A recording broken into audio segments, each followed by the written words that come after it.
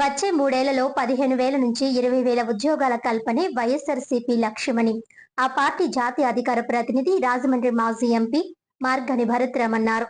నిరుద్యోగ రహిత రాజమహేంద్రవరం సాధించాలనే లక్ష్యంతో జాబ్ మేళా నిర్వహిస్తున్నామని వైఎస్ఆర్సీపీ జాతీయ అధికార ప్రతినిధి రాజమండ్రి మాజీ ఎంపీ మార్గాని భరత్రామ్ చెప్పారు. ఇది నిరంతర ప్రక్రియగా ఆయన పేర్కొన్నారు. ప్రతి 2 నెలలకు ఒకసారి జాబ్ మేళా, ఏడాదికి ఒకసారి మెగా జాబ్ మేళా నిర్వహిస్తామని తెలిపారు. శనివారం స్థానిక విఎల్పురం మార్గాని ఎస్టేట్స్ లో జాబ్ మేళా నిర్వహించారు. ఈ సందర్భంగా ఎంపీ భరత్ మాట్లాడుతూ నిరుద్యోగ రహిత రాజమహేంద్రవరమే లక్ష్యంగా రాజమహేంద్రవరం పార్లమెంట్ నిరుద్యోగ యువత కోసం జనవరి నెలలో సుమారు 75 కంపెనీలతో మంజీరా కన్వెన్షన్ లో నిర్వహించిన మెగా జాబ్ మేళా విజయవంతమైందని గుర్తు చేశారు. ఈ జాబ్ మేళాలు నిరంతరం జరిగే ప్రక్రియగా ఆ రోజునే ప్రకటించామని అన్నారు. అందుకు అనుగుణంగానే పనిచేస్తున్నామని తెలిపారు. అందుకే ఇది మార్గాని భరత్రామ్ జాబ్ సెంటర్ గా నడుస్తుందని ఆయన తెలిపారు. అదే విధంగా మార్గాని భరత్ పేరుతో ఒక వెబ్సైట్ కూడా ప్రారంభిస్తున్నామని భరత్ తెలిపారు. ఇందులో నిరుద్యోగ యువత, విద్యార్థులు తమ విద్యా అర్హతలను బట్టి ఈ వెబ్సైట్ లో నమోదు కావచ్చని ఆయన సూచించారు. ప్రతి 2 నెలలకు ఒకసారి జరిగే జాబ్ మేళాకు ఇది దోహదపడుతుందని ఆయన తెలిపారు.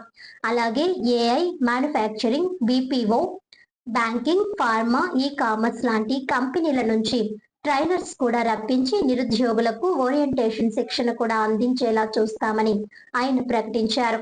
ప్రతిపక్షంలో ఉన్నప్పటికీ తమ వంతు బాధ్యతగా ఈ కార్యక్రమాన్ని చేస్తున్నామని, వచ్చే 3 ఏళ్లలో కనీసం 15,000 నుంచి 20,000 మందికి రాజమండ్రి పార్లమెంటు పరిధిలోని నిరుద్యోగ యువతకు ఉద్యోగాలు కల్పించాలన్నదే లక్ష్యమని మాజీ ఎంపీ భరత్ చెప్పారు.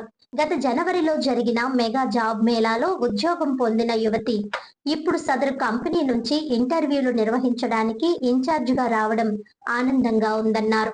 ఎంతమందికి వీలైతే అంతమందికి ఉపాధి కల్పించడానికి కృషి కొనసాగుతుందని తెలిపారు.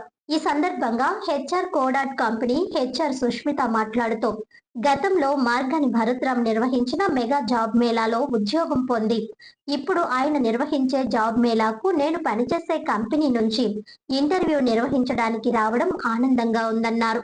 కాగా ఈ జాబ్ మేళాలో సుమారు 500 మందికి మాజీ ఎంపీ మార్గాని భరత్, మార్గాని నాగేశ్వరరావుతో పాటు ముఖ్య అతిథులు మాజీ ఎమ్మెల్యే రౌతు సూర్యప్రకాష్ రావు, డాక్టర్ గూడూరి శ్రీనివాసరావు, డిసిసిబి మాజీ అధ్యక్షుడు ఆకుల వీర్రాజు చేతుల మీదుగా అపాయింట్మెంట్ ఆర్డర్స్ ఇచ్చారు. ఈ కార్యక్రమంలో వైఎస్ఆర్ కాంగ్రెస్ పార్టీ రాష్ట్ర కార్యదర్శి వాసంశెట్టి గంగాధర్ రావు, పలువురు వైసీపీ నేతలు పాల్గొన్నారు.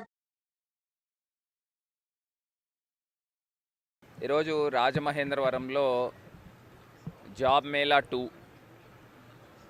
ఇక్కడ మార్గాని ఎస్టేట్ గ్రౌండ్స్లో సుమారుగా 100 మంది స్టూడెంట్స్ అందరూ కూడా ఇక్కడికి వచ్చి ఈ యొక్క హైదరాబాద్ నుంచి, విజయవాడ నుంచి, విశాఖపట్నం నుంచి, వివిధ ప్రాంతాల నుంచి వివిధ కంపెనీల యొక్క హెచ్ఆర్స్ ఇక్కడికి రావడం జరిగింది.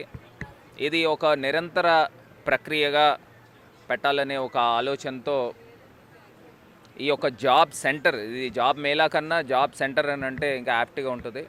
ఎందుచేతనంటే ఎవ్రీ 2 మంత్స్కి ఒకసారి ఈ యొక్క జాబ్ సెంటర్లో స్టూడెంట్స్ని అందరినీ కూడా ఇన్వైట్ చేసి ఈ యొక్క ప్రక్రియ నిరంతర ప్రక్రియగా తీసుకురావాలనే ఒక ముఖ్య ఉద్దేశం. ఎవ్రీ ఇయర్కి ఒకసారి మెగా జాబ్ మేళా పెట్టి ఆ రోజు వందలాది కంపెనీస్ని తీసుకొని వచ్చి వేలాది ఉద్యోగాలు ఇప్పించాలనేది ఎవ్రీ ఇయర్ జరుగుతుంది.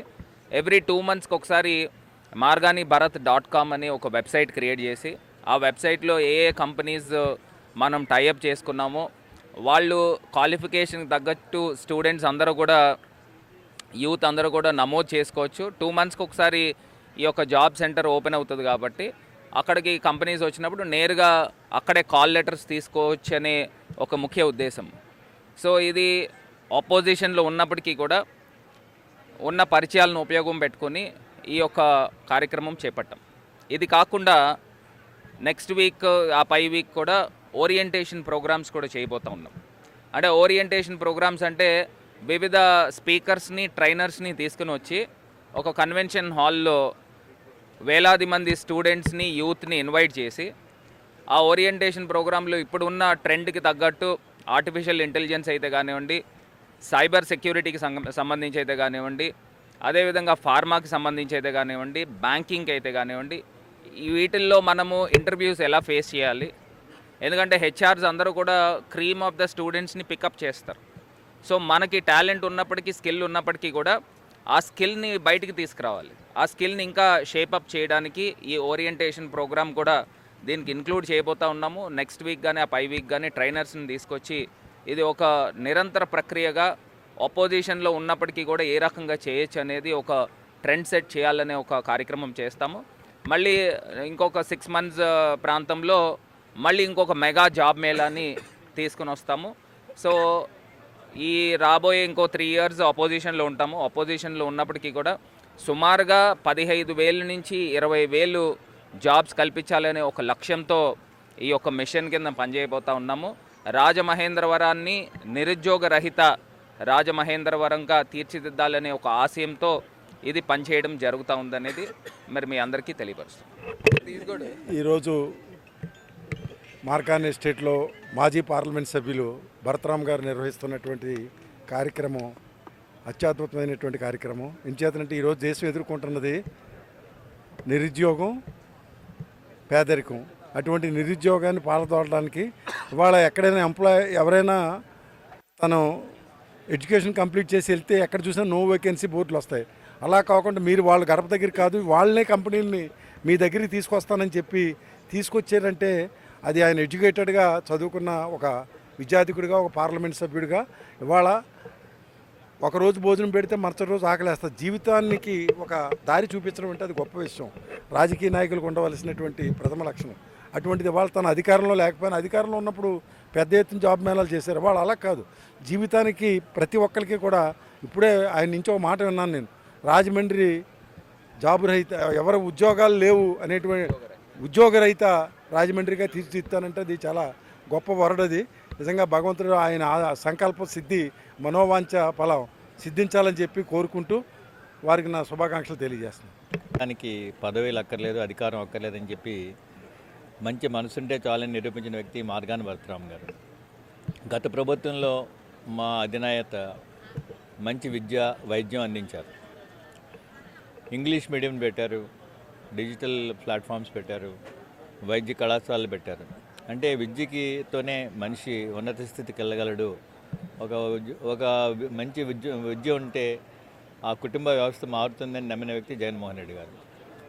అలాంటి వ్యక్తి మంచి విద్యను అందిస్తే మన భరతరామ్ గారు ఆ విద్యార్థికులని అందరికీ కూడా ఉద్యోగ రూపకల్పన చేసి వాళ్ళకి మంచి పొజిషన్లో పెంచడానికి కృషి చేస్తున్నందుకు అభినందిస్తూ, వీరిద్దరికీ కూడా జగన్మోహన్ రెడ్డి గారికి, మార్గాన్ భరతరామ్ గారికి కూడా ఆ భగవంతుడు దీర్ఘాయుష్ ఇచ్చి మంచి ఆరోగ్యాలు ఇచ్చి ఉన్నత పదవుల్లో నిలబెట్టాలని చెప్పి ఆశిస్తూ వారిద్దరికి మరొకసారి అభినందనలు తెలియజేస్తున్నాను.